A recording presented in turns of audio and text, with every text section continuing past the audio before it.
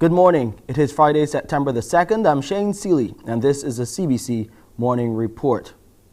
Health officials in Barbados and the region are working on a new response plan for emergency health issues. It's a collaborative effort with their African counterparts to ensure healthcare systems are not overwhelmed or caught off guard like was the case with the COVID-19 pandemic. This comes as healthcare challenges facing the region and Africa take center stage at the Afro-Caribbean Trade and Investment Forum today on day 2 of the conference at the Lloyd Erskine Sandiford Center.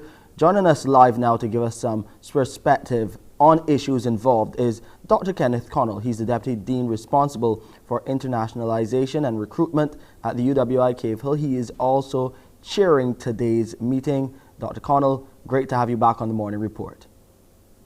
Good morning, Shane, and thank you for your invitation. Yes, talk to us about today's discussions on health and emerging health issues and how they affect Barbados, the wider Caribbean, and of course Africa. Where will you start?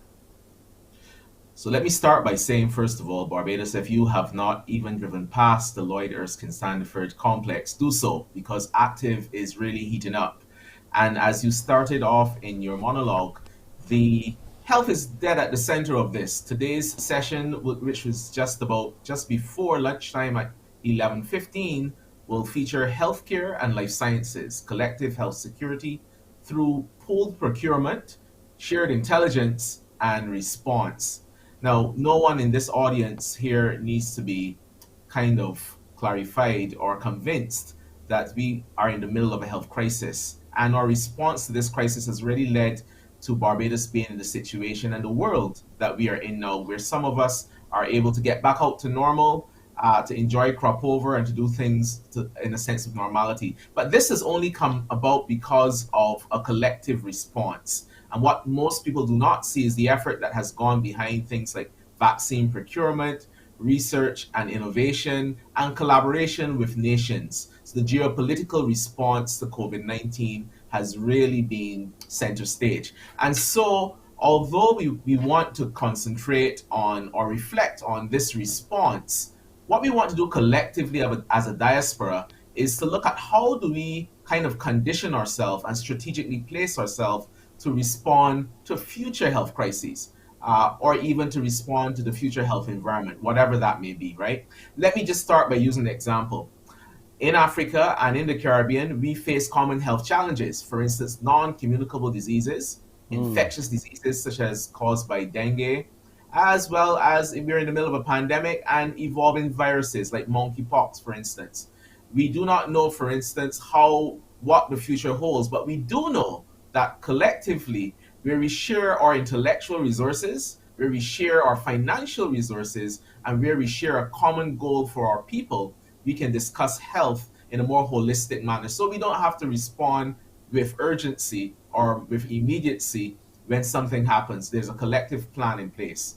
Using the example of COVID-19, take, for instance, what would happen if we had already started conversations years ago discussing vaccine platforms, discussing vaccine hesitancy and how we would deal with it in our countries. We would be further ahead of the game. So yes, the response is important, but we need to plan ahead for the next health crisis or for the health landscape of Black people. What are you highlighted some of the challenges there, COVID-19 being a priority agenda item. What are some of the ways that Africa and health officials there and Caribbean health officials can come together, can gel their message and what they do to address some of these problems that we now face? So we speak trade and investment, and automatically you think the movement of cargo or financial resources, those kind of things, but we seldom think of health. And so the commodities that Barbados has, for instance, include things like intellectual capital, experience, and so investment in various research areas across the diaspora are really what we're talking about. So the trend, the health is correctly situated in the middle of this conference simply because it is at the heart of trade and investment. We can have no trade and investment if there's a public health disaster, right? And so we need to discuss things like, how do we plan vaccine platforms? How do we plan responses so that the Prime Minister, for instance, doesn't have to be going after where am I going to get this vaccine from, because Barbados, the Caribbean, CARICOM is involved in that research. We've already sensitized our scientists. We've already sensitized our population, and we are ready to respond to emerging problems. But we're also ready to better address those problems that are with us every single day, like the impact of obesity on type 2 diabetes and hypertension. Those are things that we should be having conversations about our genetics and as well as natural ways of managing these conditions that we can learn from our indigenous people. And so I am very excited at today's panel that we will look at a wider spectrum of health and not just focus on a pandemic response. As far as Africa is concerned, they've already been helping us here in the region. You're not starting from scratch. And I'm talking about in the area of personnel, sending nurses and healthcare professionals to help where we have shortages. Is this one of the areas that will be touched on as well going forward? As far as you are concerned, you are in charge of recruitment at the UWI, so this might fall under your portfolio too. Yeah, of course. So the movement of people is important, right? Now imagine in the next few months, there will be Ghanaian students here in Barbados studying at the KFIL campus, starting their medical program before returning to Ghana. You've already removed one important barrier. These future scientists at both sides of the diaspora will now be able to have easy conversations with their classmates. You know, years from now, we will have this bond, not just a genetic and a historical and ancestral bond, but we will have an intellectual bond where we would have shared training and experiences. And this is the exciting part for the future of this relationship. How do we move people closer together? And in the virtual world, this is possible, but there's nothing like a face-to-face interaction. Imagine that we have our African brothers and sisters here on these shores over the next 2, 3, 4, 10 years, consuming an intellectual product at the KFIL campus, and then returning to their countries, Ghana, Nigeria, South Africa, and telling the story of research and scholarship that's present in the Caribbean and building for the collective good of both peoples. Well, Dr. Connell, I really hope that you have a very productive session today. As far as I see here on the agenda, it starts at around 11:15 and lasts for about exactly 11:15. 11:15 and runs for about 45 minutes. So it should be an interesting discussion. Of course, we're looking forward to you keeping us updated on all of the solutions that come out of today's talks there at Active 2022. Please be safe until the next time we talk. Thank you, and you too. Thank you. Dr. Kenneth Connell giving us some of his time as he heads into a major meeting there at Active 2022, giving us some of the details right here on the Morning Report. Stay tuned. Coming up, we have COVID-19 updates, and we will get an update on the war in Ukraine.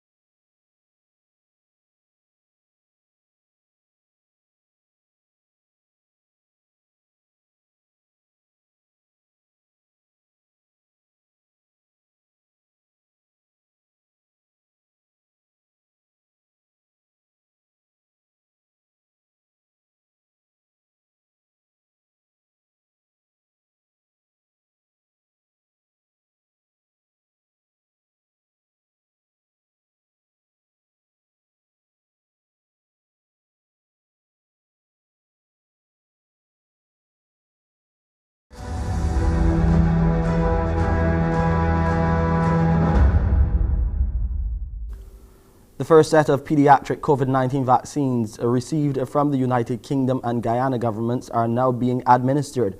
The 16,800 vaccines came to Barbados last month and are specifically for children ages 5 to 11. Crystal Hoyt visited the vaccination center in Harbour Road, St. Michael, and filed this report. The first child in the 5 to 11 age range receiving the COVID-19 vaccine in Barbados. Co-coordinator of the National Vaccination Program, Dr. Elizabeth Ferdinand, says while the technology is the same as the adult version, there are some differences. Now the vaccine itself is Pfizer, so it's made with mRNA technology, but it is different from the adult mRNA, right? First of all, there's a different dilution factor in making up the vaccine, and also there's a different, much smaller dose that is being given to the children. She says vaccinating school children is nothing new. We do have, as all people know, mandatory vaccines like polio, diphtheria, tetanus, whooping cough, pneumococcus. Those are all mandatory, measles and mumps and rubella. But this is not a mandatory vaccine. It's important and it's advisable because we're going back into the school setting again. They're going to be, it's natural that we play with each other, we socialize, and it's been difficult with all the social distancing on the children. So when they go back into that environment, the virus will be able to pass more quickly.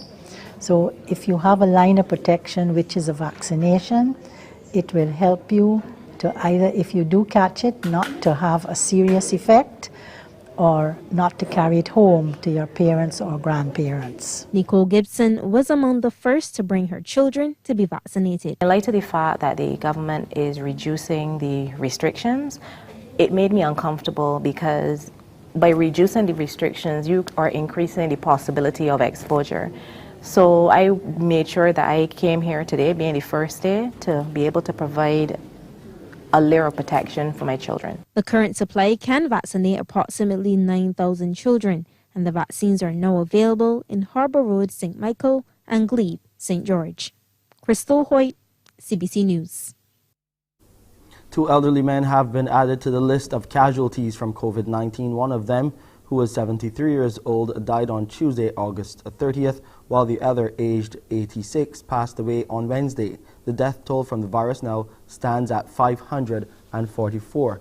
Meanwhile, Barbados recorded 95 new COVID-19 cases, 55 males and 40 females from the 451 tests conducted on Wednesday by laboratories across the island. There were 82 people in isolation facilities, while 1,406 people were in home isolation.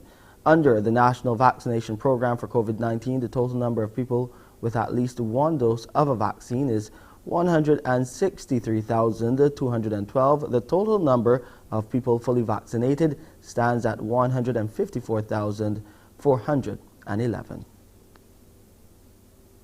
Jamaica's MSME Alliance says several micro, small and medium-sized entrepreneurs and enterprises across the country will soon have to be closed.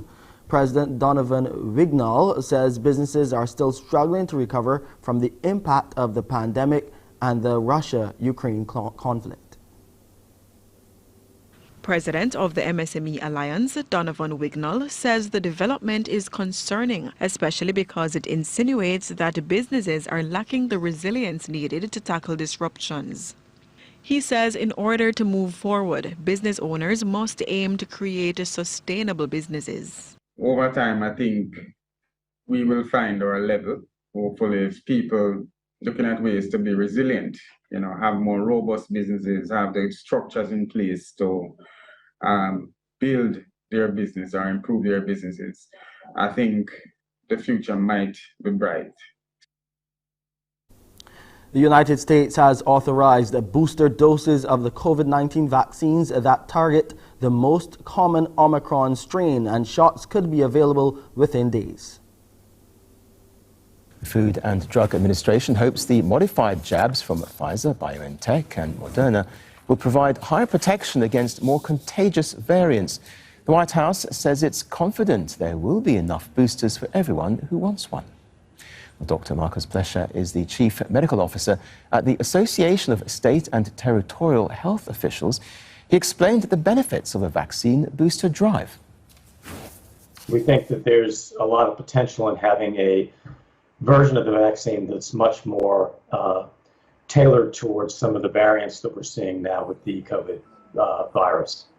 When the vaccine first came out back in 2021, it was very specific to the form of the vaccine we were seeing then. Now we have new variants. We have the Omicron variant, which appears to be much more infectious. And the hope is that having a new formulation of this vaccine can really result in a vaccine that's much more effective where we are now with the virus.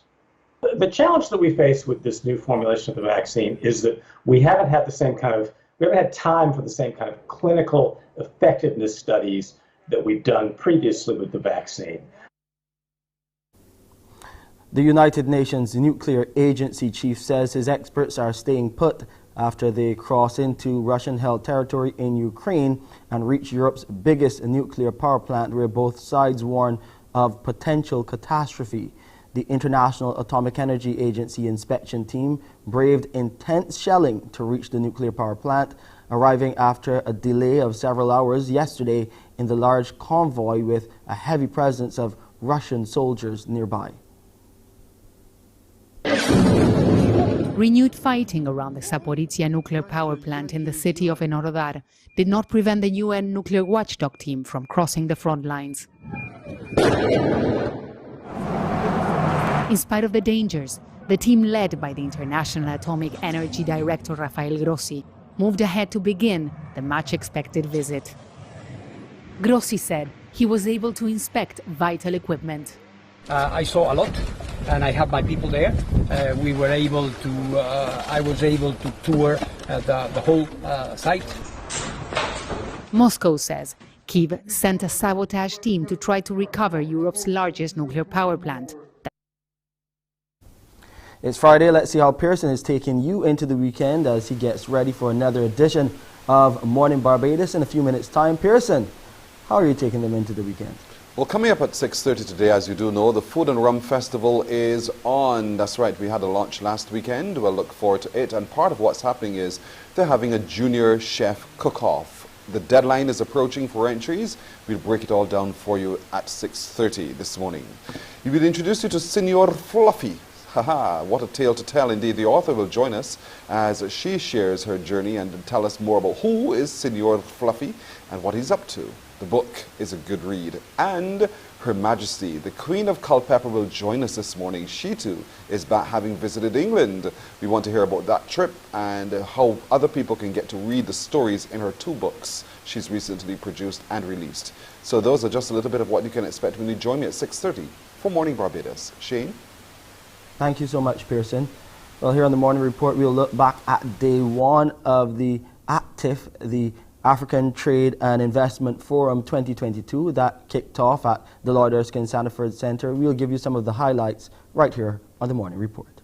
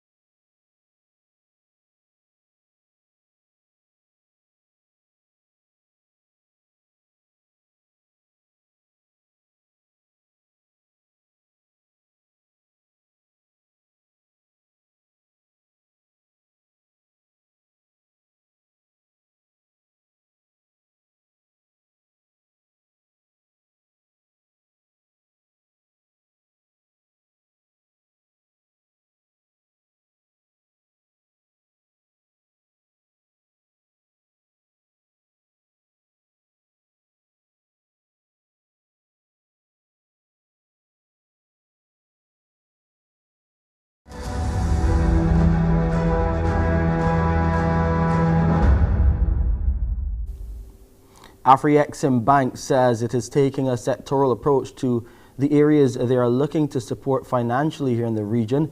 According to the Regional Chief Operations Officer for the Anglophone West Africa area, Eric Monch-Ontong, they are very interested in trade opportunities which tourism and the blue economy present. Speaking to CBC News at the first Afri-Caribbean Trade and Investment Forum, which officially got underway yesterday at the Lloyd Erskine Sandiford Centre, he explained how they usually assess a market. We look at what is available, what we call the low-hanging fruits by way of sectors. Of course, naturally, because of the beauty of Barbados, because of the beauty of the Caribbean community, tourism comes to mind first. We have a specialized program which allows us to finance the construction of hotels and other tourism facilities to accommodate the influx of tourism. So tourism is a key one. We also look at the fishing industry. Today, we're marveled and surprised by this statistics that Africa imports a lot of fish from other continents, whereas the CARICOM community is awash with so much fish, having been surrounded by the ocean. So this is again another area where export of fish can move from the CARICOM region to Africa. Mr. Ntong says they also want to work with the local banking sector. We actually provide short-term facilities to banks in our member countries. Today we have 52 African member countries who provide financing to those banks, because we know that there are entities that can benefit from the facilities of Afrexim Bank directly, but there are others that are rather too small and may not meet the risk acceptance criteria of Afrexim Bank to borrow directly from Afrexim Bank. That's why we channel this funding through lines of credit to financial institutions. So if the local banks here in Barbados approach us for financing, once this partnership agreement is established, we'll be able to channel that funding so that they can in turn on lend to the small and medium-sized enterprises that will benefit from the process of these facilities. We also spoke to Suriname's Minister of Foreign Affairs, International Business and International Cooperation, Albert Ramden. He spoke about the strategic dialogue and the cooperation pact recently signed by Barbados and his country. We have elevated the relationship from a regular diplomatic relationship to a more strategic level, which means basically that we have expanded the areas where we're going to collaborate, from not only the political side, but also in terms of the economy, business, trade, agriculture, energy, looking forward years ahead in terms of how we can foster a strong relationship, mutually beneficial. And that platform, that strategic dialogue and cooperation platform, was signed by both leaders in Suriname in the margins of the CARICOM meeting. So we are very happy that we have now a platform with different working groups. So at ministerial level, all the working groups will work towards concrete forms of cooperation with Barbados. Sports now, the Barbados Royals have won their opening CPL 2022 fixture, beating the host St. Kitts and Nevis Patriots at Warner Park last night. In a match reduced to 17 overs per side due to rain, the Patriots batted first and posted 149 for 8, led by Andre Fletcher's 81. That was powered by 11 fours and a 6. Jason Holder took 2 for 21 and Raymond Simmons 2 for 28. Player of the match, Corbin Bosch, set a new CPL record with 5 catches in the outfield in that innings. The Royals replied with 150 for 3 off 15.1 overs to win by 7 wickets. Kyle Mears led the charge with 73, including 6 fours and 4 sixes, while Rakeem Cornwall, he chipped in with 39 with 3 fours and 3 sixes. Dwayne Bravo took 2 for 33. We have the highlights from the runs chase.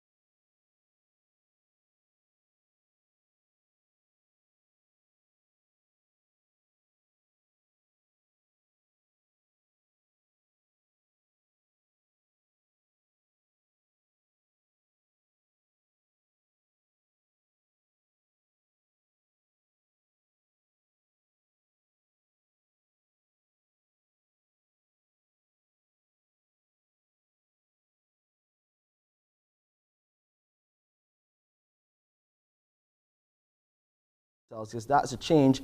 The relative humidity is pretty high this morning. That means there's a lot of precipitation in the atmosphere. 91% is where it stands. The barometric pressure is 10.1009 millibars this morning, and the winds are coming from the northwest at 8 kilometers per hour. So things will be pretty still today as far as the winds go. We'll get a high tide this morning at 24 minutes to 8. The low tide will be in the early afternoon at 4 minutes after 1. Those seas are calm to smooth in open water with swells between 0.5 and a meter and increasing. Today in Barbados, we'll get a mix of sunshine and clouds with a few brief isolated showers during the morning. However, we'll get some localized scattered moderate to heavy showers and possible isolated thunderstorms likely over some districts later in the afternoon.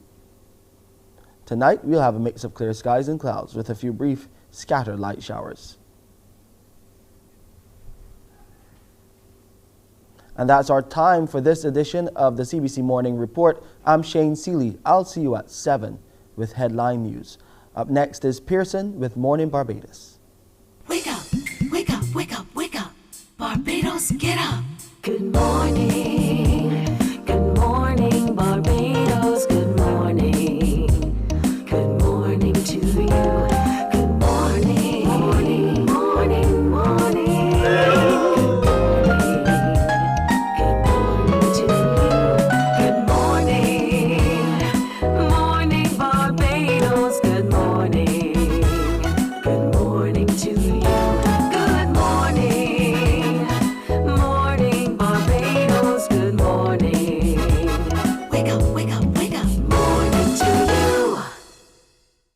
Good morning to you indeed, everybody. Good morning indeed, and welcome to Friday the 2nd of September 2022. I'm Pearson Bowen, welcoming you here, there, and everywhere. Thank you so much for joining us on our streams on YouTube and on Facebook. It's Friday, so you know we're going to take things a little differently today, right? Well, today we will be happy to reveal to you the 2 grand prize winners in the back-to-school competition we've been sharing with you weeks on weeks now. So they would have shopped at either Woolworth or at Nature's Discount. Now 2 of you are grand prize winners. We will be making calls to you and to let you know that you are winners this morning. Again, this morning too, we'll allow you to interact with us as we unscramble some letters. We can have a lot of fun where that's concerned.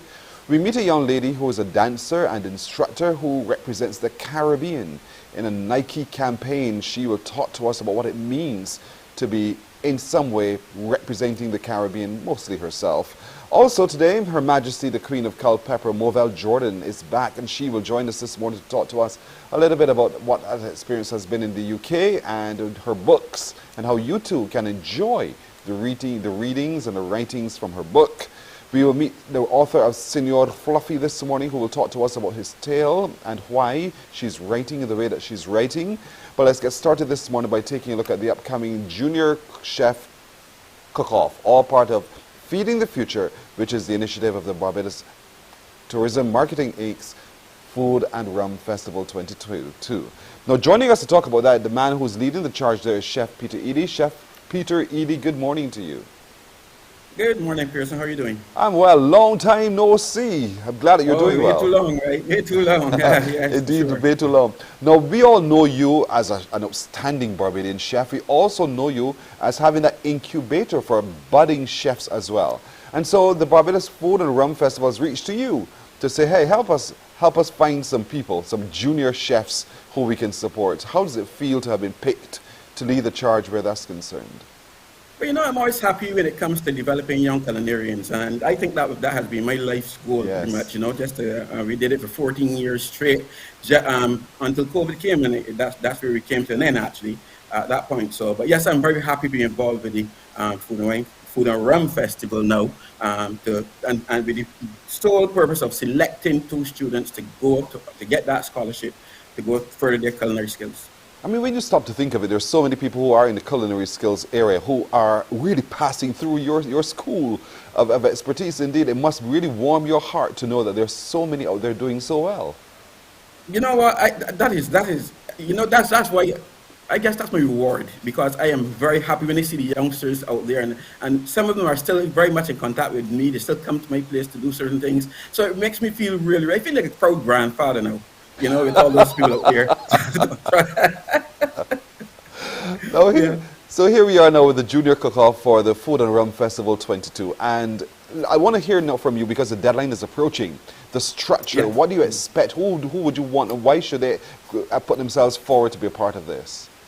All right, so this is a little bit different from what we did with the Junior Julian Challenge, because because of what you're looking for in the end. You're looking for two people who will be choosing culinary arts, chefs specifically, chef as their role, as their future. All right, so what we're looking for are two people who really understand what they're in for, because like anybody can cook. So anybody can put some food and some sauce when they come to cook. So everybody can be a cook. But we're looking to develop chefs, future chefs, which is a different thing. Remember, every chef is a cook, but not every cook becomes a chef. Because for the chef, you have to delve into the science. You have to do a lot more. You have to understand the role, sanitation and safety. You have to understand food management, storage, and all sorts of different scientific things that you have to understand. And that is what divides a chef from a cook. So that we have lots of cooks going around, because and mind you, business can cook very well. It's a natural thing for us. But so what we're doing is we're going to try to find two people who understand their role is to go now further into the science and then pretty much master the art of cooking, turn them into a chef eventually. You just described me as a cook. That's all right. Yeah, that's fine. Now listen. Well, a good one, Pearson, a good one. So here we are. It's going to be structured in such a way that there are going to be theoretical exercises, and there are also going to be practical exercises. So you're going to spend some time looking at a number of areas. Could you break it down so that they know exactly what they're signing up for? Sure. 4 weeks of training will take place before the actual final competition. So there'll be a number of people. If we get, we're trying to find the final 12 to go into actual training. But of course, we're expecting lots more, because of course, this is for scholarship. This is getting to the Barbados Community College. So we're expecting lots more than that. So it'll be an interview process. So it's going to be very in-depth, because what we are trying to do is we're looking for more than the ability to go and prepare a good meal, but a person with the understanding that it is a serious thing you're entering into. So it's going to be 4 weeks of training, both theory and practical, where we interview the participants and talk to them about the industry and talk to them about what they're getting into, see how their more skills are as well, and that's all the preparation part of it, and let them understand what they're signing up for if they do get this scholarship. It will be done. What's going to be different as well is it's not going to be a kind of look good, taste good competition, which is what we are accustomed to all the time. If food looks good and it tastes good, well, that's great. Sometimes you have food that looks good and tastes good, but truthfully, everything was technically wrong with that production. Okay, and then safety is at risk. All sorts of things are at risk with that plate you produce. You understand, when you're going to being a chef now, and you go to school to study this art form, there's so many things you have to learn. And so we're using the world skill standard, the world skills, which is the high standard you get for junior chefs. The world skill standards, where we're doing weighting, and we're doing judgment marking and measurement marking, which is so important. So now you have to be exact with what you're putting on that plate, because it's going to be measured, and it's going to be weighted, and it's going to be judged by people who are experienced in this field. Wow, this is fantastic. So there are sessions on preparing for competition, preparing for television presentations, which is also important. Art of cooking, looking at understanding food and adhering to the fundamentals of food preparation, as you just said, safety and sanitation. And then we move into the practical sessions, preparation and cooking of a variety of food items. Preparation of sauces and gravies, plate presentation, kitchen competition procedures. All of that you see right there, of course, once you go to the foodandrum.com, and you see it right there laid out for you. But then after all of those theoretical and practical sessions, then we move into the quarterfinals. So it's going to be running for over a little while.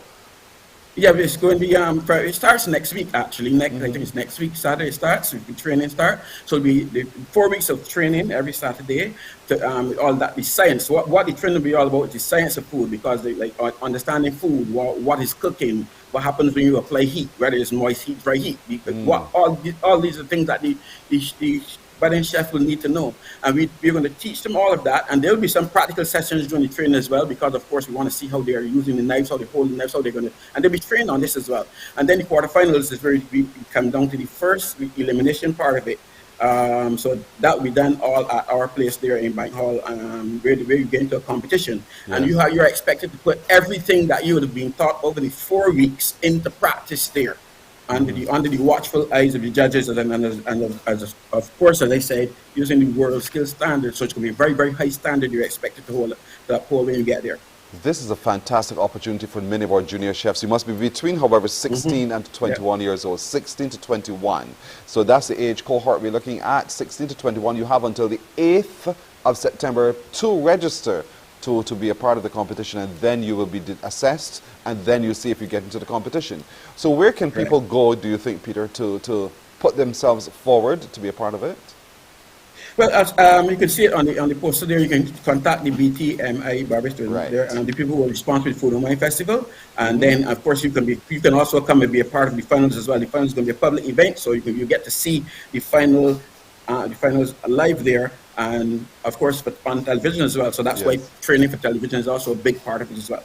Yeah. This is going to be great. I'm looking forward to this. I'm truly looking forward to this. So, but juniors between 16 to 21 years old, you have until the 8th of September to sign up with foodandrum.com, or you can go to the BTMI, contact them to find out how you can be a part of it. Be that junior chef who gets the opportunity of a lifetime to study at the Jean and the Normal Holder Center there, what we would have called Paul Marine.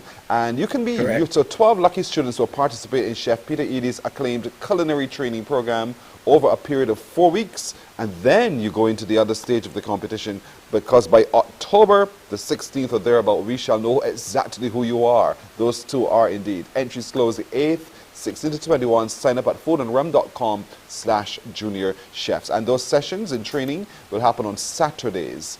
But once you sign up, you'll get all the details right there.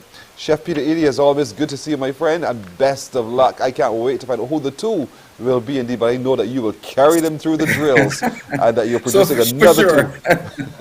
Yeah, nice being here with you again, Pearson. Indeed, same here. Chef Peter Eadie, indeed, who is going to be running that Junior Chef Cookoff, all part of foodandrum.com's festival, Food and Rum Festival for 2022. Here's hoping you allow your 16-year-old to 21-year-old to sign up to see if they can benefit from this tremendous opportunity. We're going to take a break here. We're coming back in just a moment. Morning, morning, morning. Good morning. Good morning to you.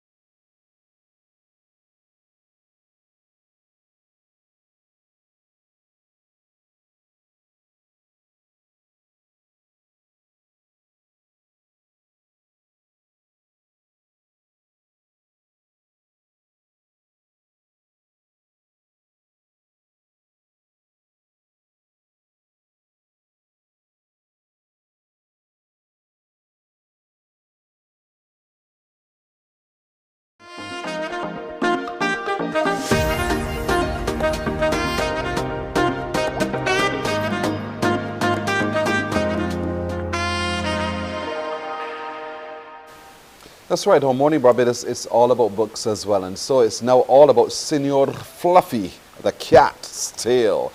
And so the author of that book joins us now. Her name is Hazel-Ann Lynch. Good morning to you, Hazel-Ann. Good morning. How are you? I'm doing well. Thank you for asking. How are you? I am wonderful. Good morning, Barbados. How are you all doing today? We're all doing so well. Now tell me a little bit about Senor Fluffy, that cat's tale. Oh, well, Senor Fluffy is a bougie Parisian cat who lives with his rich human in Paris. And one day she decides to come to go to Brooklyn, but he think he's too bougie to go and live in Brooklyn of all places. Yes. And when she moves to Brooklyn, he realized, oh, I'm not even going to live in Manhattan, but on Church Avenue. So it's just really about getting life seen through a cat eyes, and it's about friendship and, you know, just coming into yourself. It is so interesting that here it is, a cat. A Yes. cat having thoughts and feelings and emotions. Sometimes we just want to, heaven forbid, kick them aside, move them off, you know, but here Oh, it is, no. this bougie cat growing fat on the lap of its very rich, famous owner is now going to be transitioning from Paris to the United States and is actually saying, I'm not doing this. I don't want to go, which for a lot of people sometimes is such a typical human reaction and response. Yeah. So, Yes, it is. You know.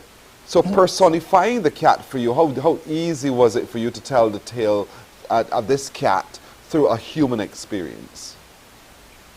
Well, I think for me, I think it was easy because when I write, I put myself in place of a character. So I say if I was a cat, what is certain traits or characteristics or things I will do. And then I just move from there. So you're Fluffy the cat. You are Fluffy. Yeah. So you're telling yourself through Fluffy's own experience. This is brilliant. And so how long did it take you to think of the character Fluffy, to build the character a cat? Because it could have been any other animal or a pet or even human. But you decided you're going to tell it about the cat. Why that species, the cat? Well, I never had a inclination that I was going to write a story about a cat.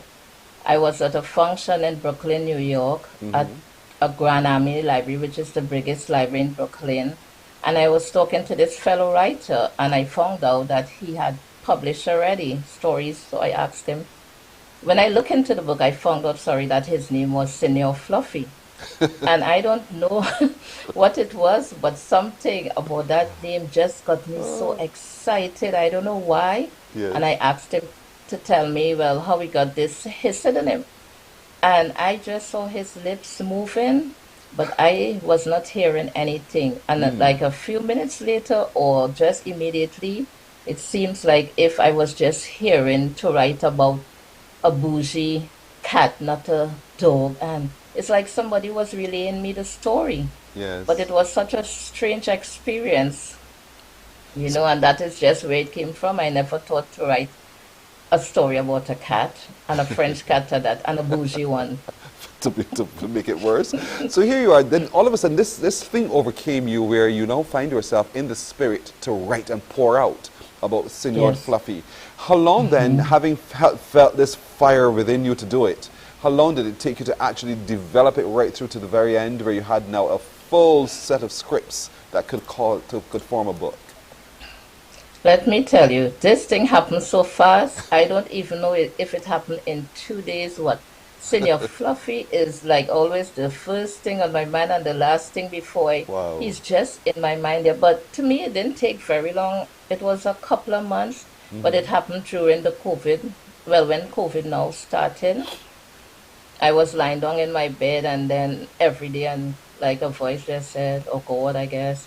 So this is what you're going to do with your time just because it's COVID. Get up. Don't you want to be a published author already? Do something. And then every day after that, I just got up writing, and just thoughts will come in my mind, and I'll, you know, if I'm a bougie French cat, what will I do today, you know? Yes. So I always think of things to do concerning Senior Fluffy, or, you know, like more material for my books. And sometimes it could be I'm speaking to somebody, or I overhear somebody speaking, and something from that conversation will just spark something in my mind, and then that will be like some material for my work, or could be the next chapter or something like that. So for those couple months, did you find yourself almost neglecting everything else because the call to write about Fluffy was so strong that you someplace perhaps forgot, oh, it's time for me to eat, it's time for me to do this or that? Did that overwhelm you in that kind of way? Well, I think the eating part and stuff like that concerning me, but I used to get up like very early, do my chores, and at least try to do stuff what I am supposed to do, and then just the rest of the days was senior fluffy, and sometimes the whole day, and sometimes it will be like night, and I'll say, what time is it, and what would I? But I think when you love something like that, when you love something and you're so into it, time just slips away, and you know. Yeah, before you know it, it's late already. But you said, a part of what you also said just a while ago is that you always wanted to be a published author. So writing was something you always wanted to achieve and to do. When did you realize that that's what you wanted to do? Do you remember? That's so strange. I know it was when I was very small. I don't know if I was even 10 years yet. I don't know, I just used to tell my parents, Mommy and Daddy, one day I'm going to be a big author. You don't know. I'm just going to write. And I guess it stemmed from years of writing. Reading. I used to read a lot. If I don't have a book to read, I'll read the words on the cereal box. It don't matter. But I just love writing. And my first love in writing is pen paling with people all over the world. I have a lot of pen pals still. Started at 12. I love that. That's my first love. So from quite young, that's what you've been doing, pen paling, and then before you know it, you'll find that you were writing beautifully to the point where, you know, people looked forward to hearing what else you're writing about. So as a girl growing up, you said you used to read everything from the cereal box to whatever, but did you have a favorite author yourself? And if so, who was that, and why was that person your favorite author? Well, for author now, I don't think I have a favorite. I think all authors are my favorite. Once I can read, but I think growing up, I remember to this day Edith Blyton. I think Edith Blyton have a big part to play in my writing. I used to read every and anything by Edith Blyton. I can't remember the other authors, but I mean, I used to read a lot of Hardy Boys' Famous Five, and oh my God. Oh my God. Don't talk for Mills and Bones. I was the romance queen.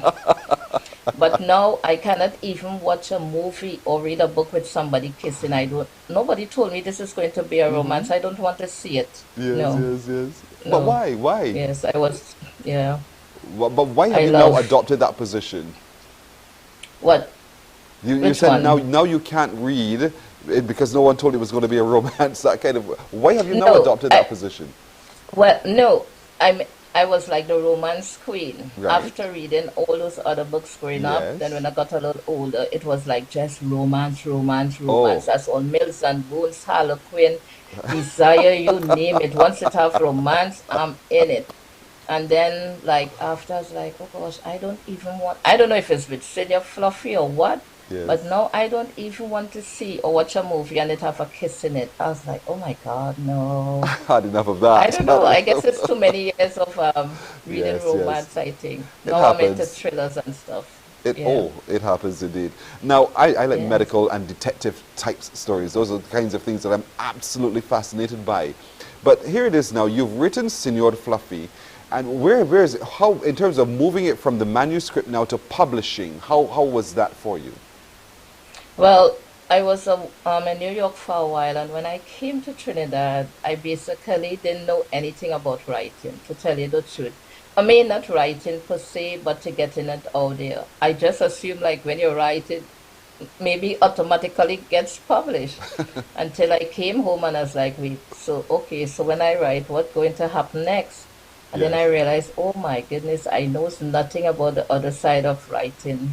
So it's still a work in progress. I learn every day. And I found an editor, Trinidadian editor on Facebook. I called her and it went from there. Then I was in a poetry class online and I got to know an illustrator, Candy McGregor. She did the cover of my book and the illustrations and everything that have pictures and stuff. Yes, she's with Pandalific, that's the graphic company, and she's fantastic. You know, and it just developed from there. I just just got people recommended people. I got a formatter from Fiverr. He did the ebooks and the paperbacks. He formatted for Amazon, and then I just went from there and I did my thing. So but it's a work in progress. It is a work in process, and it's a learning experience, a learning curve that you're taking as well. So is this your first published offering, Fluffy, Senor Fluffy? Senor Fluffy is my first book, but when I was in New York, I used to be in some writing workshops, and I got the opportunity to get some work published through the New York City Writers Coalition and Voices of Leopards. I have 6 short stories there. Wow, this is one with Senor Fluffy, of course. Yeah. I know you said as a little girl you determined that you wanted to be a published author. Are you happy where you are at the moment in terms of your ability to have that one, not just publication, but to have so much going on at the same time? Or is there something else that was biting at you that says, you know, I could do this as well? Well, I want to do so much concerning Senor Fluffy. I don't just see it as just one book. I'm actually writing a series. I want to do an audio. I want to do it in a couple different languages because not everybody obviously could read English and speak it well. I want to do a movie. Tyler Perry will be doing my movie. I want to do an animated version. Well, for my lips to God is. Yes. You know? And that's really my main focus right now, you know, but not just writing Senor Fluffy alone, but I hope many others to come. Yeah. Now, your mother, your grandma as well, you're doing so much as well. What do those, not just your siblings, but your offspring and your grandchildren, what do they think of you, Hazel-Ann, as an author and a writer and a creative in the way that you are? What do they say to you? Well, my grands are too small. They are 5 and nearly 2, so I don't think they have an opinion. But they do. But you know, my granddaughter, she always says. Sometimes I ask her, "What is the name of that book again?" Yes. Grandma, of course, it's Senor Fluffy. You wrote that book, you know. She's so opinionated, but she knows. Yes. But she said when she gets a little older, she will read the story because she don't know all the words right now. But I think my family, they are very proud of me. I mean, I'm so very proud of myself, you know, just seeing that your dreams are coming true. It's a lot of hard work, but with faith and persistence. And when you believe it, anything is possible. Indeed so. So for anyone watching this morning who wants to get their hands on a copy of the book Senor Fluffy, A Cat's Tale, how can they do so? Well, they can get it's on Amazon. If you're in Trinidad, you can get it on Scribbles and Quills in Chaguanas. And it's also at Paper Base Bookstore at Normandy Hotel in TNT. It's not overseas as yet, except it's in Brooklyn. A few libraries, in Brooklyn and Manhattan. Right.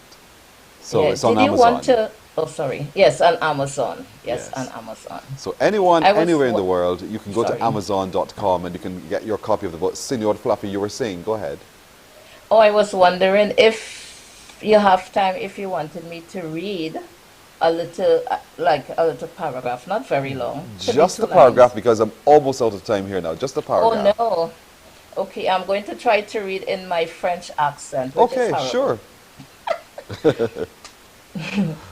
I, Senor Fluffy, am mystified that my owner, Madame Dubois, is hell-bent on going to New York City, that concrete jungle of all places. I cannot wrap my whiskers around the idea of moving from Paris, the city of lights, where I was born, bred, and living a life of privilege, to embracing the unknown. Thank you very much. Très bon, pas de quoi. Thank you so very much for joining me. Yes, a little bit of French, just un petit peu, so don't stretch me here. Parlez-vous français? Oui, oui. Un petit peu. All right, Hazel-Ann Lynch, thank you so very much for joining us this morning. Much success with the sale of the book, Senor Fluffy, A Cat's Tale, and with your development of the stories through other publications as well, as we continue to watch for what else you're doing as well. Thank you for joining us on Morning Barbados. Thank you so much for having me. It's been Our a pleasure. pleasure. Thank you so much. Likewise. And have a wonderful day. You do too. Thank you so much indeed. All right, we're going to take a break right here. We're coming back with the news in just a moment.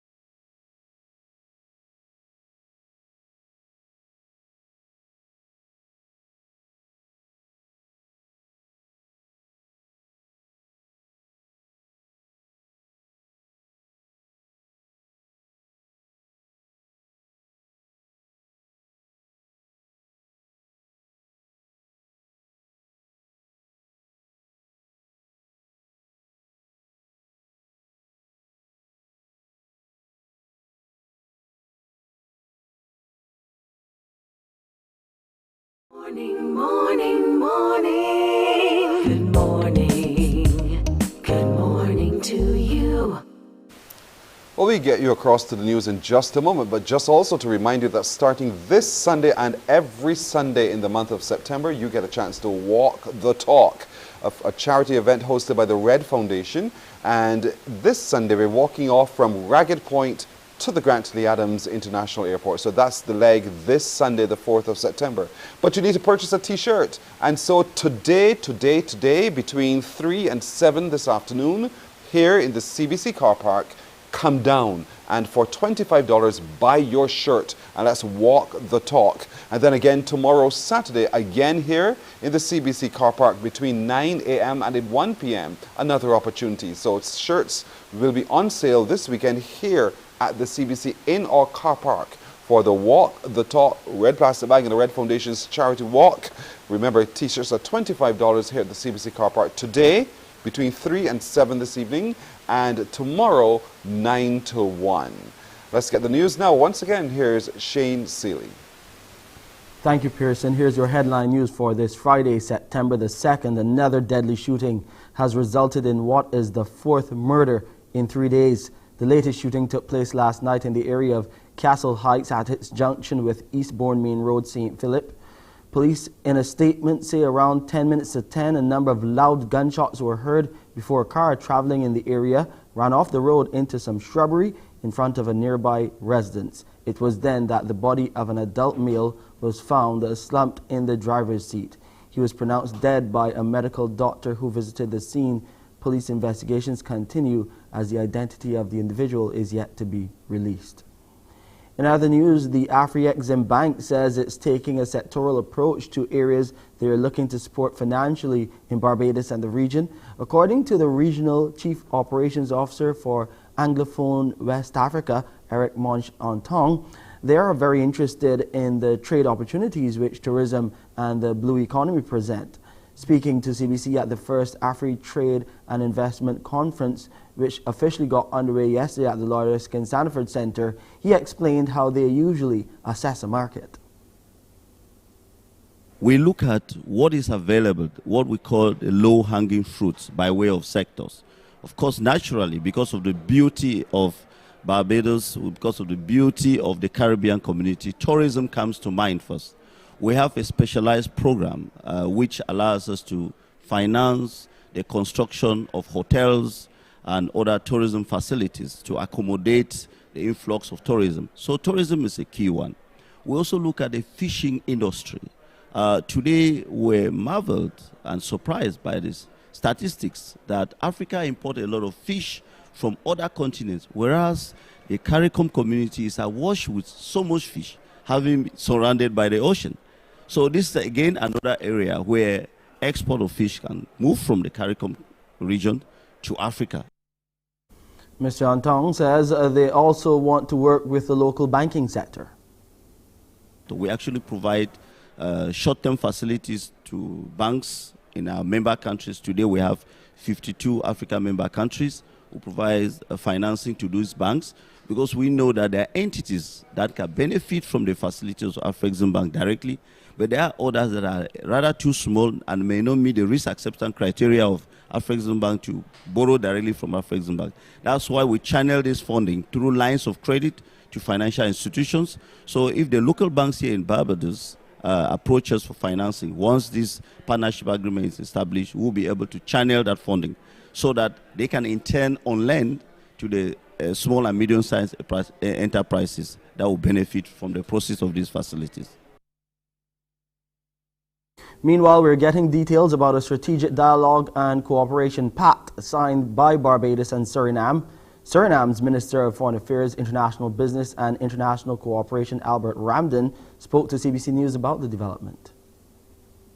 We have elevated the relationship from a regular diplomatic relationship to a more strategic level, which means basically that we have expanded the areas where we're going to collaborate, from not only the political side, but also in terms of the economy, business, trade, agriculture, energy, looking forward years ahead in terms of how we can foster a strong relationship, mutually beneficial.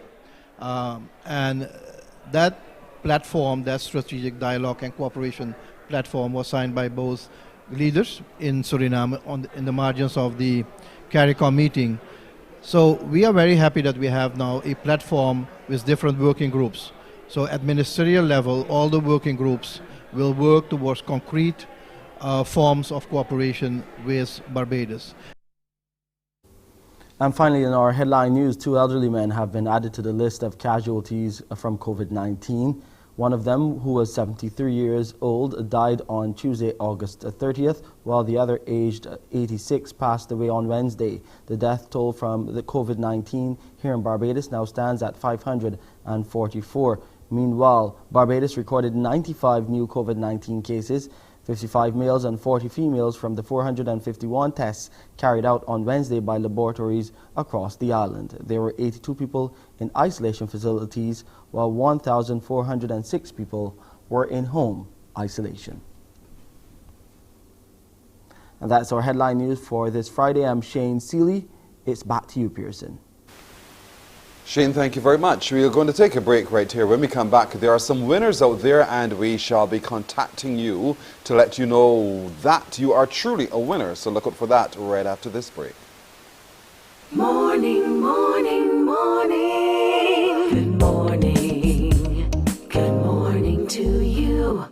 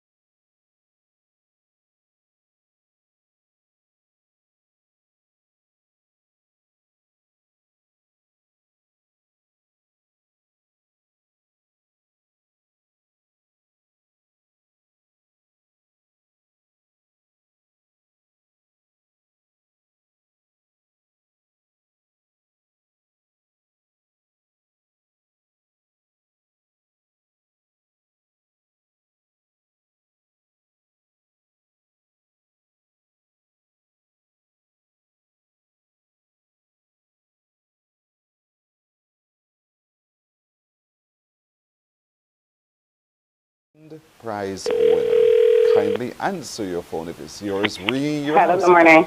Hello, good morning. How are you doing? I'm fine, sir. Good, ma'am. May I speak to Anne Maria? Maria, you have your wrong number. Oh, I'm sorry. Yes, Is it Rosemary? Yeah, it's Rosemary. I blame my production crew for that. I'm very sorry about that. Rosemary, how are you doing? I'm good, sir. You know who you're talking to, Rosemary? Uh-uh. But you're very polite, and I love that, absolutely. But then again, that's the way you were trained, right? Yes, please. Yes, ma'am, indeed. So, Rosemary, recently, Right. did you go shopping at Woolworth or Nature's Discount recently? At Woolworth. I bought my son's school clothes about 3-4 weeks ago. Uh-huh. Are you Yes. finished all of your shopping for back to school now? Not quite. I What are you bought a couple of things from there. I bought his school clothes from there. Right. What are you still left to complete now in preparation for his return to school? He ain't really got to get actually nothing much because I went back in there and bought the books and stuff. I bought his books and his stationery from there. So pretty much you're set already, right? Yes, please. And he goes to the Milton Lynch Primary? Yes, please. I know you're still wondering, "Wait, how come this man knows all this about my business?" That's true. That's all right, Rosemary. Don't panic. This is No, a I'm good not call. panicking. This is not a prank call. This is a good call for you, Rosemary Marshall. As a Yes, matter of please. fact, because you shopped at Woolworth and Yes, because you filled in an entry form, you remember doing that? Yes, please. And you remember dropping it in the box? Yes, please. Well, Rosemary, you are one of the grand prize winners in that competition. Thank you. You're very welcome. Is this the first time you've ever won something so major? Yes, please.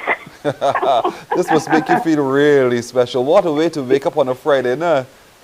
Yes, please. So when you saw this strange number calling you, were you hesitant to I answer? just answer any numbers because I just don't know if it's somebody that ill or somebody that want help. So no matter who called my phone, I just answer the numbers.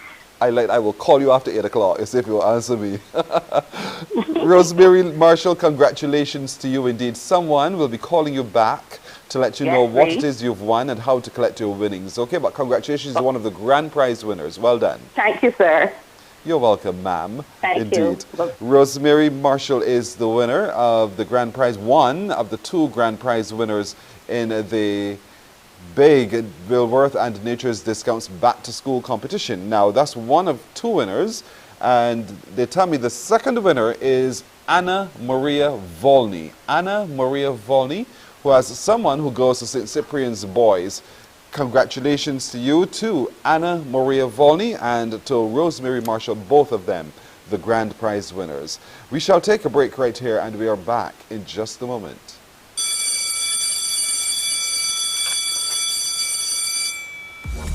Want to be a winner? Woolworth and Nature's Discount present Back to School with Solaray and Zand in association with CBC. Every week, 3 lucky winners will be getting vitamins, stationery, or school uniforms, with winners announced on Morning Barbados. There will also be 2 grand prizes of a laptop, 5 uniforms, kids' multivitamins, and a backpack.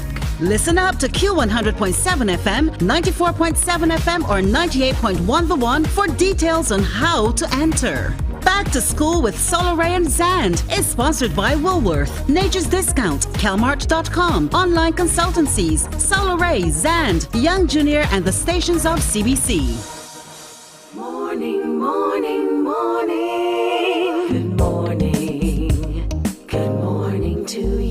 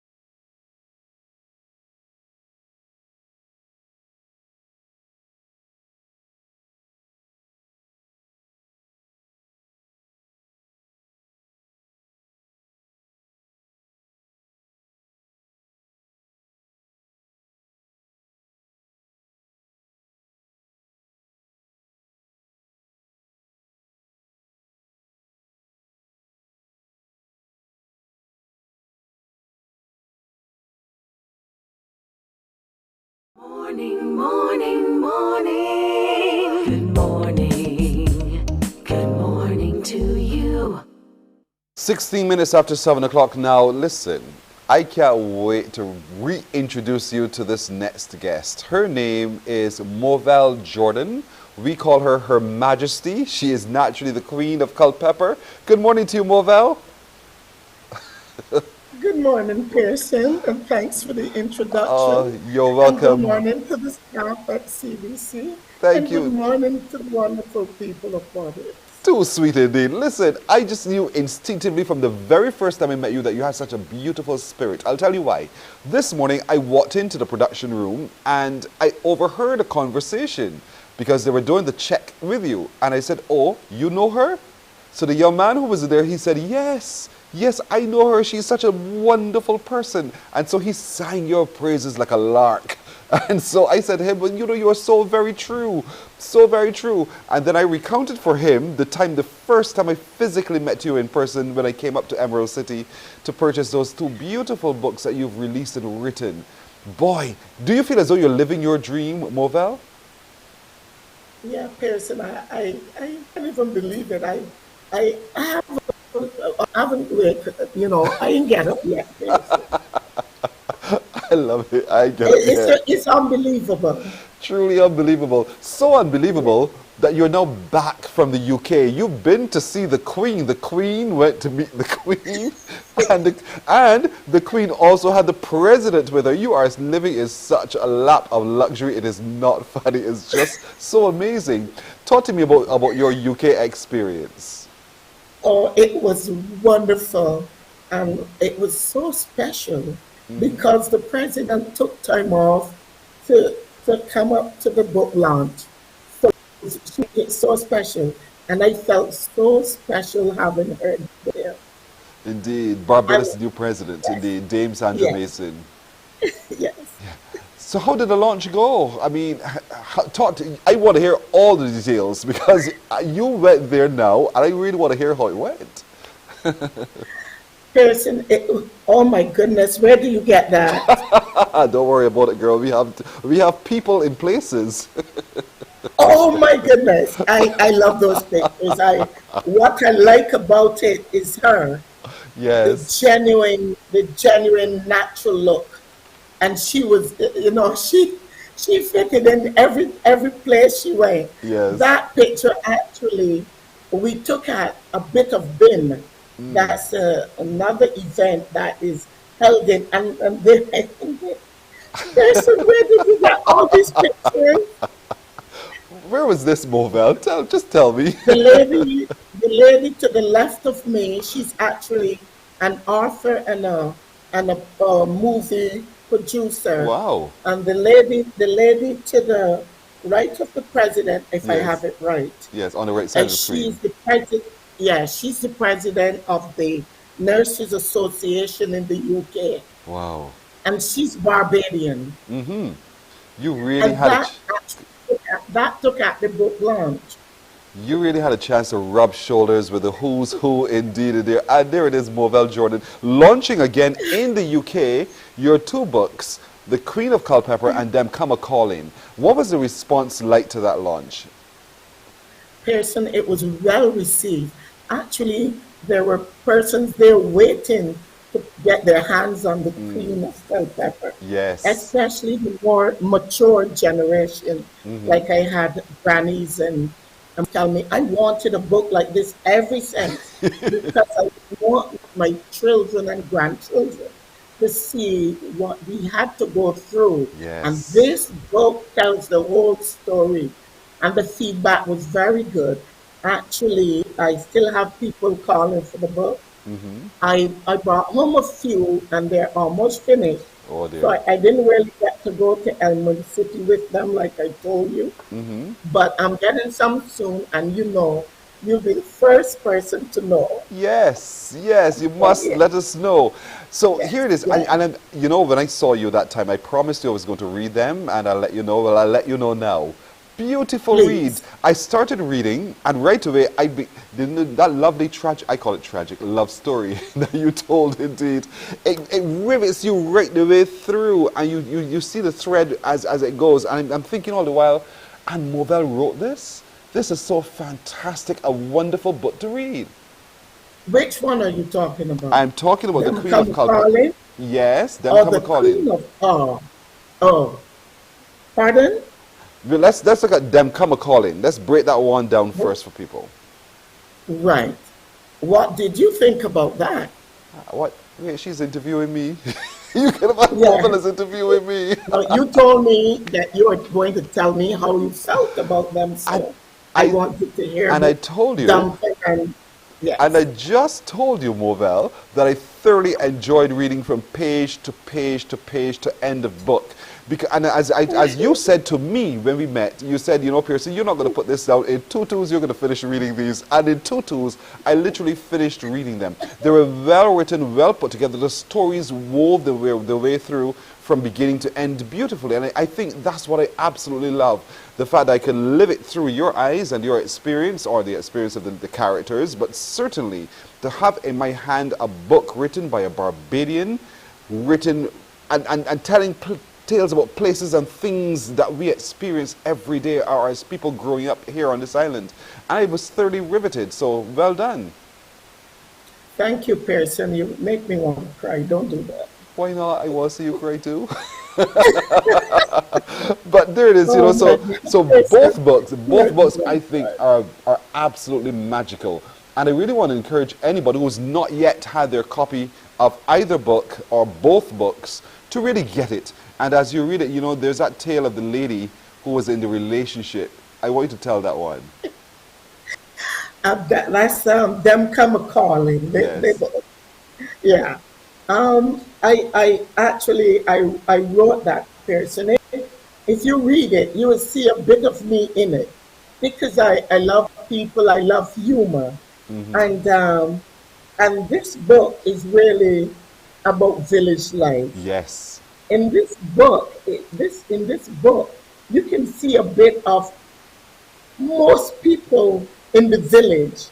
You can see a bit of something coming out that you're familiar with. Mm-hmm. And I thought that it was funny, but then I met people who read it, and they're like, well, from the time I start to read this book, I'm like laughing. Correct. And how they love it. I'm very glad that people appreciate it, and it's just a bit of humor, you know. Yes. To put in your life, to let people see, you know, like this is life. This is life. Indeed. This is what life all about. This book is about facts, things that will happen in everyday life. Mm-hmm. So yes, Pearson, and I'm so glad you enjoy it. Yes, and that's the whole beauty. And I want them there for the support that they have given me, yes, and they're still giving me. I just want to tell them thank you all very much. That is so sweet. You're very welcome. Such a humble person indeed. And you know, I told you about the man who sells fruit across the street in Oysters. He still shouts you out. No, I know you're still trying to figure out who he is, but that's all right. You know, I don't have to. He calls you his Queen of Culpeper. So maybe he met you in another space and time, but nonetheless, he saw us talking, and he fell immediately in love with you. And that's the beauty of your spirit that you bring to the screen, Moel. I really do love it. Tell him thanks very much. You're welcome. The mere fact that he's selling vegetables, he can love me anytime, because that's what I provide for this at school. So tell him, come the new term, he can come to Harrison College and send me some fruits and vegetables children there. Love it. I can't wait to hear his response when I encounter him again. This is going to be sweet indeed. So for those who are watching this morning, who are saying to themselves, you know, finally, that I really do, like everyone else, have to have this book in my hand because I want to read about these beautiful stories written by Moel Jordan. Let's tell them how to contact you so they can get the few remaining copies. And I mean, they're going very, very quickly, folks. So you're really going to move swiftly. How can they get that copy? They can contact me on my home. Mm-hmm. My number is in the phone book, Moel Jordan, or my cell number is 821-6062. 606 2. 821-6062. 821-6062. Or look in the phone book for that name there, Moel Jordan. She's the queen of Culpeper. I can well imagine how everyone who lives around you is celebrating because you have now become the local celebrity in the area. What are the folks, your neighbors, really sing as they rejoice with you? Oh, they love it, and there goes like, you imagine she wrote 2 books one time, and she's sitting there, and it make me feel so good. I'm so happy to be to do something, yes, in something positive in my community. Yes, and I really like the fact that they're appreciating me and what I'm trying to do, and they're go out the way to tell me they're happy for it. That is beautiful indeed. We are tremendously happy for you too here at Morning Barbados. It is such a pleasure as always interacting with you, Moel. I'll come back to where it started because the young man said to me, he said, she is so generous. We would there be in the canteen playing dominoes and the like, and Moel will just send over something to eat. We will be outside doing it or we will be late, and that's what would happen. And he is truly moved by his interaction with you, and I'm sure anyone who meets you will be equally inspired as well by the spirit of Moel Jordan. And her spirit is in the book Dem Come A Calling, and also in the Queen of Culpeper. She is Her Majesty, the Queen of Culpeper. Moel Jordan, thank you so much as always for joining us. Every success. I want your book to be sold out today. So for those of you who are still waiting to get a copy, 821-6062. Those are the 2 books. They're really great reads. I'm telling you, I've read them both. 821-6062, or look into the phone book for Moel Jordan, and then you come back and you tell us how it works. She's wiping her eyes. Good dear. Moel, thank you. Thank you so much for having me, Pearson. You're welcome. On social media, folks are saying congratulations and blessings to you, Moel Jordan. They're talking about you on social media. This is beautiful indeed. Oh, Pearson. Thank you so much. You're welcome. You have a great day. Thank you so much. And My thank pleasure. you all for having me. Our pleasure. And I'll keep you posted about anything that Yes. that is happening my way. Yes, you must Thank indeed. you so much. You're welcome. You take care now. Take care. Moel Jordan, the Queen of Culpeper. Remember the 2 books. Call her right now, because there's still just a few. 821-6062. We're going to take a break here. We're coming back with more on Morning Barbados. Morning, morning, morning. Good morning. Good morning to you.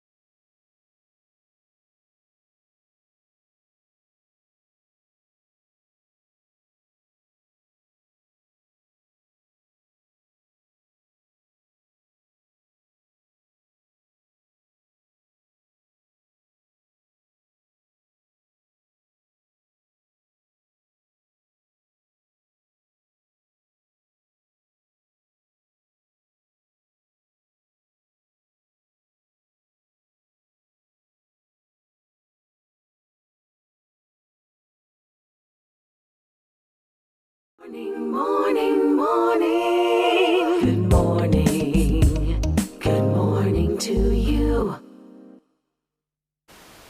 29 minutes now to go to the hour of 8 o'clock. Time for us to share with you an opportunity for you to give me a call to unscramble the letters. That's right, it's a Friday. Time to unscramble the letters. You know what to call, right? 228-5562 or 228-5563. We're going to have some fun. And here we go with word number 1. Look at that on your screen. Look at that on your screen. Figure it out. Unscramble those letters. There are two words on your screen. Your task is to unscramble the letters and give me a call. And when you give me that call, you will identify the words. And as I've always done, I'll ask you to use those words in a sentence. So think it through carefully here. 228-5562 or 228-5563. Unscramble the letters. Time, let's have some fun on a Friday. 228-5562 or 63, and let's see if you can call from some far-flung places. I don't care where you're calling from. I want to hear where you're calling from nonetheless. On beautiful Barbados, we have 11 parishes. I'd like to hear from all or each of you. And if you're calling from somewhere else in the world as well, remember it's 1-246-228-5562 or 228-5563. Good morning. Hello. Good morning to you, Pearson. How are you? Pleasant one to you as well. Thank you. And I'm well. How are you? I'm good. You sure? Yeah. Or are you just saying that to me to stop me asking further questions? I had a good rest. I got up early, just drank my coffee, so my brain kind of like clear. But you didn't drink any water. What happened? Yeah, I always drink water. Cut my tablet. First? No. Oh, you'll drink water later. You're not one of those people who can wake up and drink water right away. I drink water all through the day. So you can drink water first? Yeah, but however, I really wanted my coffee. Really wanted it. Oh, you're one of those to coffee? No, not really. I make certain things. You wanted something hot first. That's what you think, right? So that's why I put it in the flask the night before. So really? I would get up and just drink it. You serious? That's how you do it? I'm getting old, yeah. Me too. So you do your coffee the night before. You put it in a flask, and then you wake up and you just pour your coffee. And it's piping hot. For true? Yeah. You are so old-fashioned. I am so getting old. What's your first name and where are you watching from? I'm watching from Deacons, and I called yesterday. Yes. And my first name is Sonia Big Soons Mears. Sonia Big Suze. Well, I call you Big Suze. That's why. So, Big Suze, what words do you see on this? Big Son, Big Son. All right. Yeah. Sorry. Big Son, what words do you see on the screen? London born. Use it in a sentence. I have to look at it and see it. Easy, you know. Yeah, you can see it right away. So, use it in a sentence. Okay. London born is the name of a housing facility in Bay Street, wrong Bay Street area. You live in St. Michael for true? You mean by wrong Bay Street area? It's a housing facility. Yes, ma'am. Actually near Bay Street, Yes, ma'am. All right, Big Sons. Thank you so much for calling. All right, have a wonderful weekend, Big Sons. And everybody at CBC have a magnificent, wonderful. Thank you. We thank you. We thank you indeed. All the best. Take care. Thank you for Big Zone calling from Deacons. Let's see. Oh, look at this one. Look at this one. It's a new one. This is a brand new one right here on the screen now. Can you figure this one out? And when you do, you give me a call. And of course, I'll ask you to use it in a sentence. 228-5562 or 228-5563. Those are the only numbers to call me and let me know the words you see on your screen that you have unscrambled. Then you'll use it in a sentence. So 228-5562 or 228-5563. Deborah in St. Lucie, you want to try again on this one? Come through, girl. 228-5562 or 228-5563. What words do you see on your screen at this moment? There are two words, two very familiar words. And once you discover them, I'm sure you'll think, oh, easy. but then I want you to use them in a sentence as well. So 228-5562 or 228-5563, and scramble those letters. Your job is at hand. Good morning. Hello. Good morning. Good morning. Good morning. Good morning. Good morning. Hi, how are you? I'm good, and you? Oh, I'm well. Thank you for asking. What's your first name and what parish are you watching from? My name is Faye, and I'm watching from St. George. You're F-A-Y, Faye? Yes, please. Oh, hi, Faye. 3 letters in your name. Yes, please. All right, Faye. I'm from St. George. What part of St. George are you? Airy Hill. Oh, that must be nice and breezy up there. Yes, it is. Really? So you live at the tippy top of Airy Hill or somewhere along, I don't know. What's your best view from Airy Hill? What can you see from up there?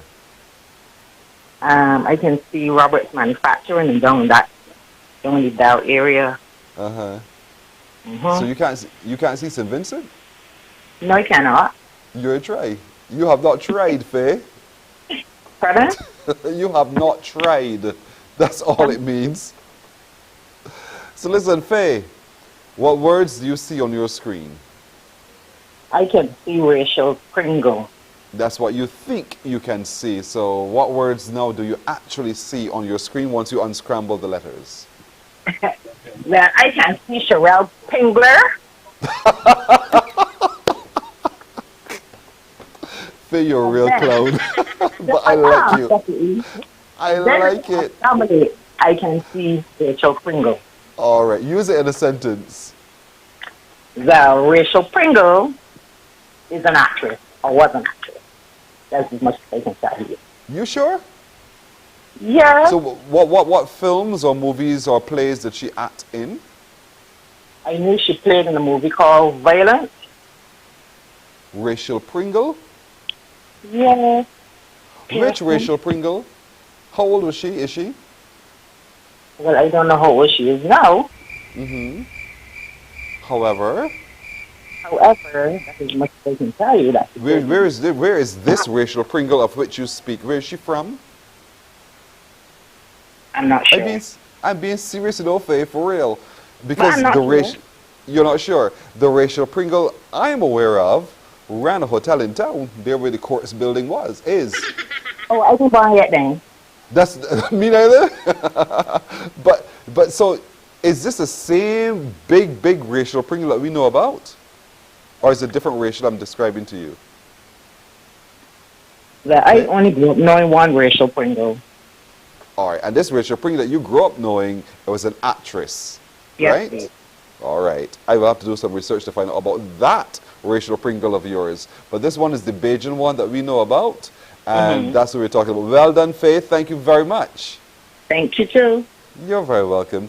Faye there from Airy Hill in St. George. Let's see who else can get this one. Oh, look at this one. Hanzines. Unscramble that word right there now. 228-5562 or 228-5563. Unscramble it. Come on. Those letters are all jumbled up. Unscramble it and tell me the other word you can make once you unscramble those letters right there, right now. 228-5562 or 228-5563. Can't wait to hear who is going to figure this one out. 228-5562 or 63. Unscramble the letters and tell me what it is that you actually can make. Good morning. Hello. Good morning, Mr. Boyne. Hey, Marlene. How are you? I'm fine. How are you? I am great. It's Friday, Marlene. You know what I always say? You get the best Friday. You got that right. You get the best sleeps on a Friday night, particularly for those of us who work Monday to Friday. Yeah, because there's no alarm for tomorrow. None whatsoever. True. So how you doing? I'm fine. Oh, that is so sweet. Apart from the heat. Listen, I know. I'm with you on that one. And you know, no amount of fanning can resolve it. You can say that again. A cup of tea, though. A cup of hot tea.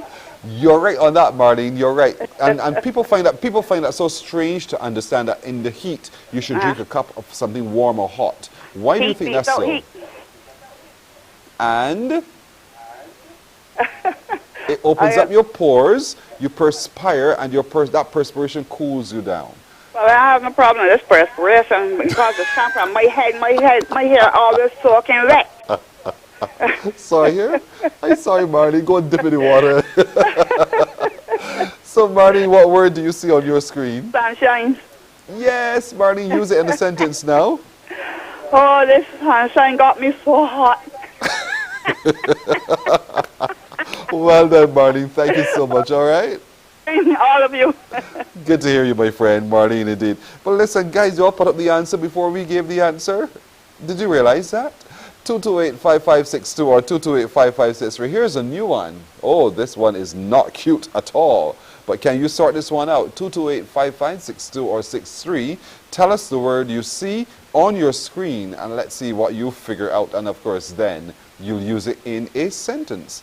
228-5562 or 228-5563. There we go. Let's go. Let's go. Let's G-O go. What word can you make once you unscramble these letters right here on your TV screen?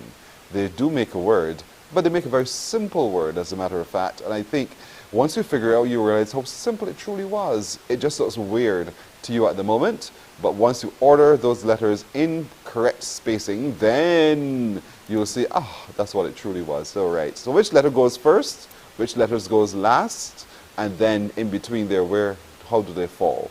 228-5562 or 228-5563. Does it start with a Y? Does it start with a T? Does it end with an R? Or does it end with an H? Because we know the vowels are going to be probably inside anyhow. So, come on, tell me the word you see on your screen when you unscramble these letters, and you call me now.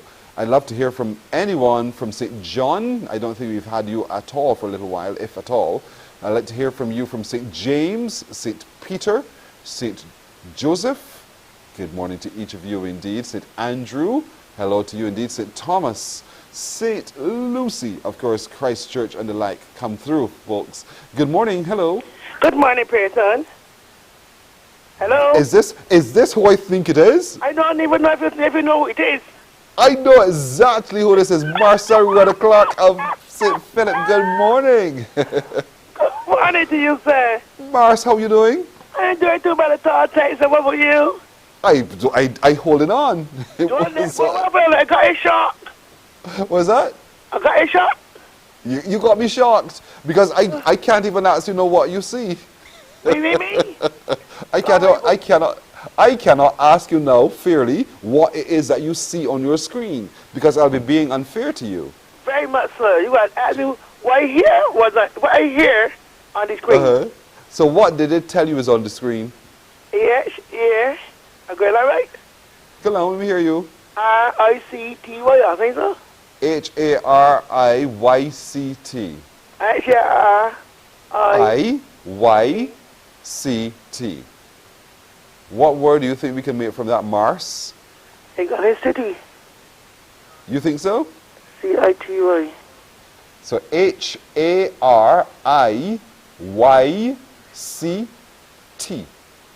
Those are the letters, and they're in that order at the moment. But I want you to spin them around and tell me what word you can make once you juggle them around. God, I can hear your brain ticking over. Lord. And the lips moving. I can hear the lips moving. I can hear you, Mars. Got you good, nah? Yes. It began with H, though. You think it begins with H? Yeah. Fair enough. What does it end with? Y. Okay. And you think that's a word beginning with H? Well, if that's is that your final answer? Yes, I'm getting it. Yeah, because you are not getting it for true. That's not right. Front of me, right? Somebody here trade the car with the 10 more days. Let them call you and tell you later on what call back here. Thanks, Mars. All right, my girl, good girl. Marcel Clark calling from St. Philip. So we got in one from St. Philip, but who else is going to try this one? 228-5562, and she can't see, but she's making an effort, and I love that. I absolutely love that. Now I want you two to make the effort. Big effort now.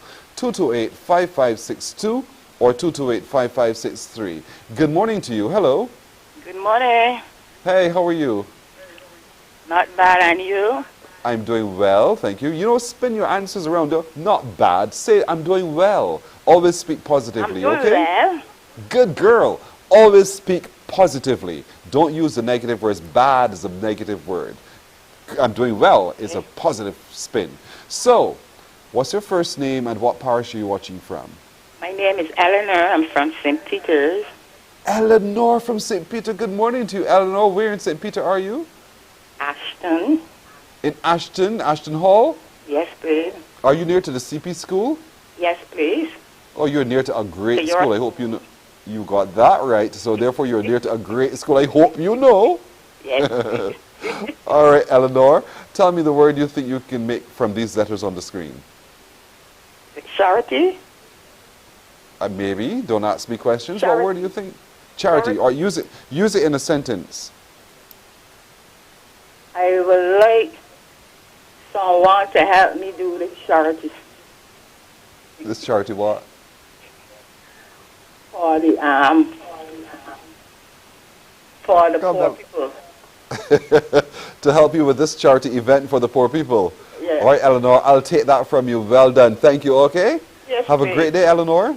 Thank you very much. You're welcome. You're welcome indeed. Eleanor from Ashton in St. Peter indeed. We're going to take a break here. We're coming back in just a moment. You guys are fantastic. Morning, morning, morning. Good morning. Good morning to you.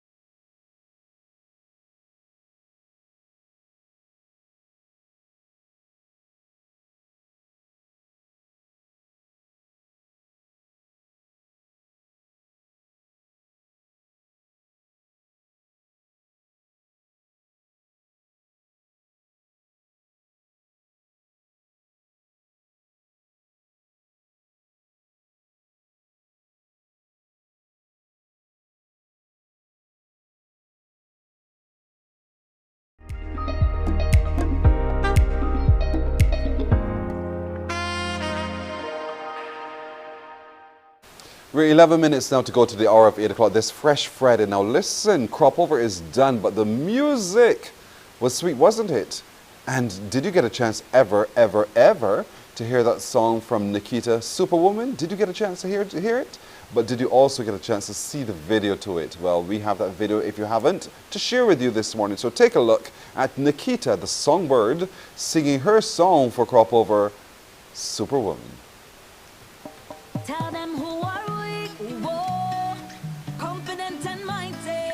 Nobody could fight way, cause the Most High guide we, yeah. Whoa, and even though I come as one, I stand as 10,000. So tell them this for we big and we bad. Push it back hard, make it for security guard. Cause them can't handle we, can't handle we. All the powers that be when we moving we body.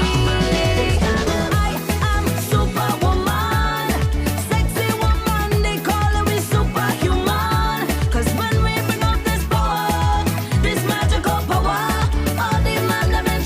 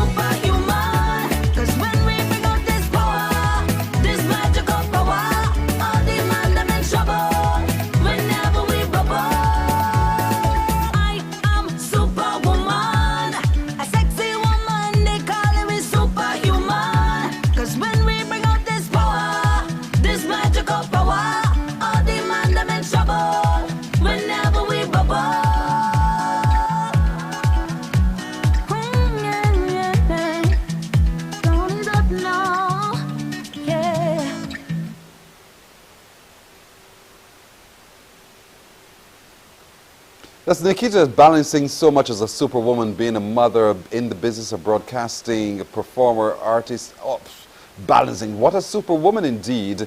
And certainly you've got to see there. As you would know, generally anybody who promotes and produces and promotes music, they will say to you, yes, have one for radio, but you also have to have the video because it helps to further market you. Indeed, so there it was for Superwoman, which was released for Crop Over 22 by Nikita. She added the video to it, and now it's going to take her further yet. Then there's also, by the way, Trinity, who was one of those who made it into the Junior Monarch finals this year around in the soca area of it, indeed. And she came onto stage with one of her big songs, one called Vibes. I remember being there doing commentary and thinking, look, little Trinity, she's grown up and she's doing so very well. So, can we share with you now, take a very good look at Trinity Clark and Vibes.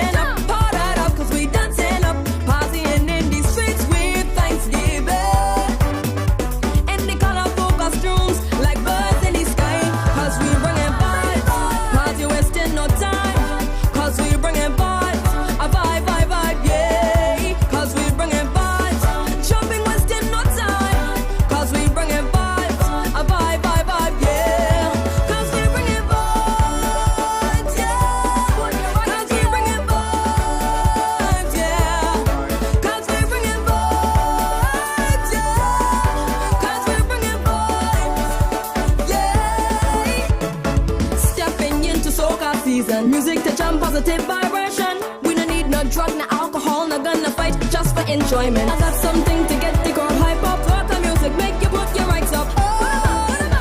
Bring the vibe, 'cause we gonna be up from night till day. We gonna be jumping up, party up, 'cause we dancing up, partying in the streets with Thanksgiving.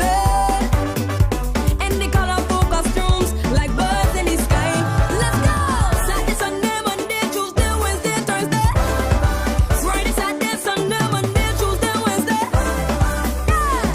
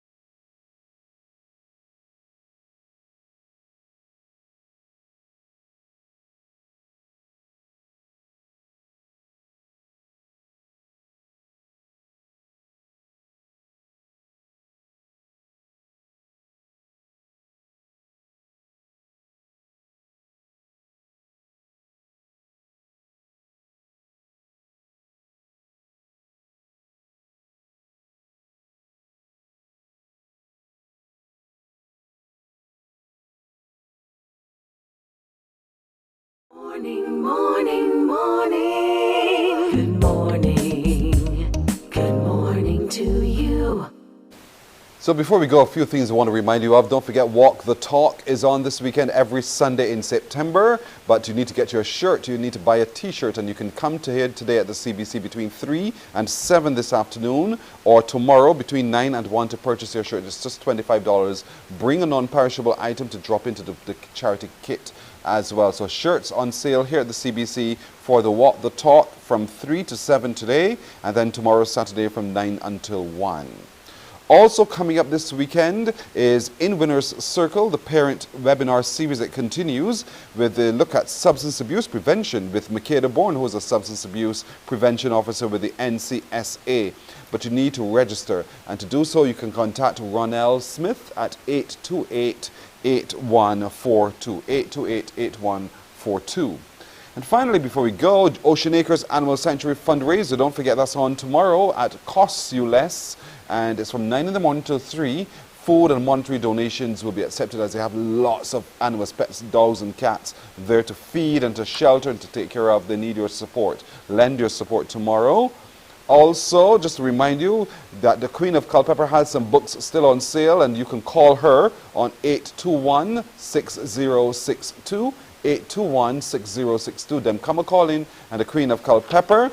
And lastly, before I go, to wish today happy birthday to Jan Bailey. There she is, beautiful as ever. And she has spawned a beautiful daughter in our makeup artist indeed. So Jan Bailey, happy birthday to you today. Coming from all of us here at the CBC. Enjoy your birthday. Keep as beautiful as you are indeed. Well, that's it for today and the week. We want to thank you so much for keeping us company. Thanks to my producer, Nadia Foster, to my technical director, Ruel Ford, sound engineer, Christopher Blemon, and at Master Control, to Misha Green and Pearson Boyne. For each of them, to all of you, have a wonderful today, wonderful weekend. We'll see you on Monday. Bye-bye. Wake up, wake up, wake up, wake up. Barbados, get up. Good morning. Good morning, Barbados. Good morning. Good morning to you. Good morning. Morning, morning, morning. Good morning to you. Good morning. Morning, Barbados. Good morning. Good morning to you. Good morning. Morning, Barbados. Good morning. Wake up, wake up.